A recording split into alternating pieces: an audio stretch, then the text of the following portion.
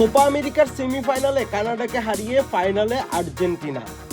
যুক্তরাষ্ট্রের মেটলাইফ স্টেডিয়ামে 2-0 গোলে জিতে ফাইনালের টিকিট কেটেছে স্কলানির শিষ্যরা। আর্জেন্টিনার হয়ে এদিন গোল করেন আলভারেজ ও মেসি। সেমিফাইনালে আর্জেন্টিনার একাদশে একাধিক পরিবর্তনের আভাস দিয়েছিলেন কোচ স্কলানি। শঙ্কা থাকলেও কানাডার বিপক্ষে সেমিফাইনালের ম্যাচে শুরুর একাদশে ছিলেন মেসি।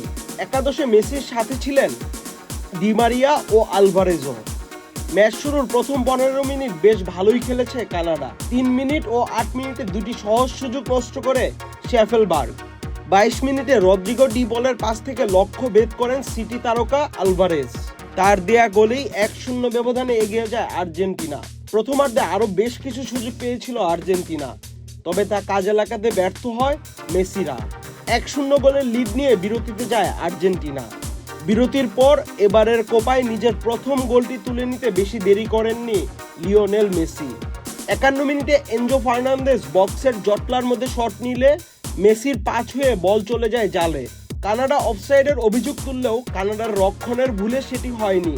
ভিডিও রিপ্লে দেখে গোল বহাল রাখেন রেফারি। 2 গোলে পিছিয়ে পড়ার পর 68 মিনিটে আরও একটি বড় ধাক্কা খায় কানাডা। পায়ে চোট পেয়ে মাঠ ছাড়েন বায়ার্ন মিউনিখ তারকা আলফোন্সো ডেভিস।